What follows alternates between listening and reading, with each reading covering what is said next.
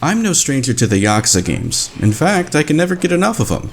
I've been a fan for over 10 years, and the team at RGG Studio have always been able to surprise me.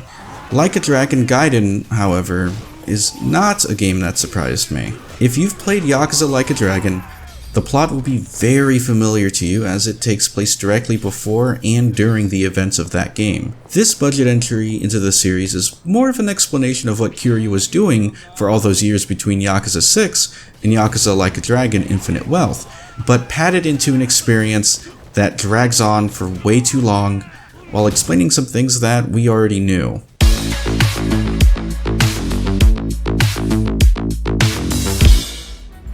Like a Dragon, Gaiden's story focuses on Kiryu after the events of Yakuza 6, in which Kiryu has given his life to protect the children of Morning Glory.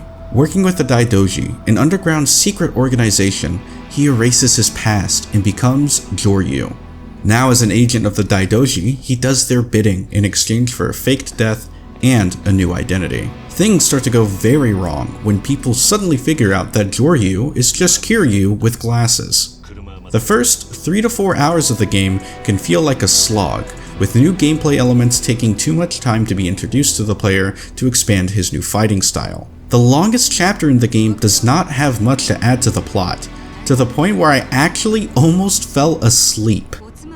Let's go ahead and talk about some of the positives of the game. The new fighting style is genuinely a lot of fun. The agent fighting style feels diverse by being as over the top as possible. You have multiple new gadgets to play with: Spider, Hornet, Firefly, and Serpent. The Spider gadget is like a grappling hook that you can use to get items for NPCs, and you can also use it in combat to drag enemies or items across the fighting space. Hornets are drones that you can call in to stun the enemy for a very short amount of time. The Firefly is a cigarette that is also an explosive device that can wipe out large groups of enemies very quickly. And the Serpent are rocket shoes that let you move around quicker during a fight. These elements all blend together to create a style that feels so damn good to use and makes you feel like an action hero. It's just a shame that you don't get all the gadgets from the start, because it makes the style feel very underwhelming when you first use it. The second fighting style, the Yakuza style, is just the same one from Kiwami 2. If you've played a Yakuza game before, it's the same animations and movement. I must admit, I still use this style the most because the agent fighting style is so underwhelming before it's fully unlocked. Now, about the sub-stories, I'll be honest, they are always a highlight for me, because the writers have such crazy ideas and it creates the funniest and most memorable parts of any Yakuza game. Like all major minigames in previous entries, the main focus here is in the Coliseum game mode.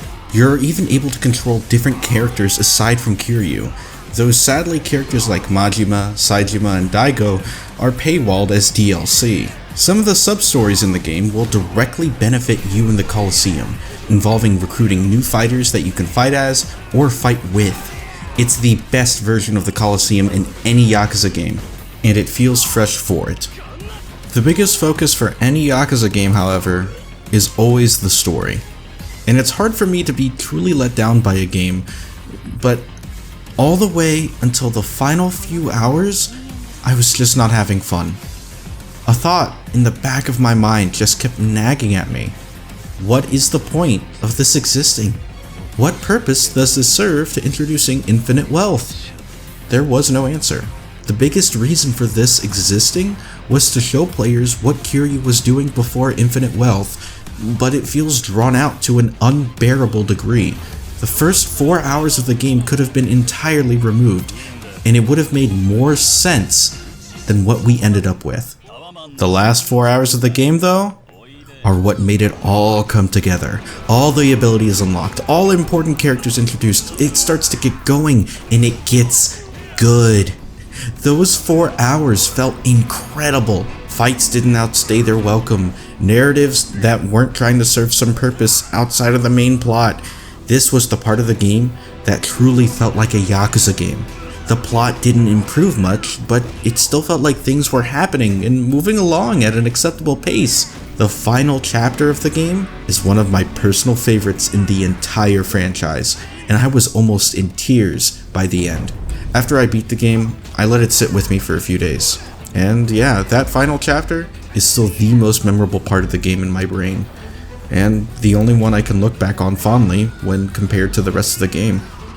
Those last 4 hours, however, don't really make up for those first 4 hours. The first half of the game just completely brought down the rest of the game for me. I think they should have stuck to what they originally had planned and have kept this as a DLC for Infinite Wealth. I think if they did it that way, I probably would have looked at this a lot more fondly.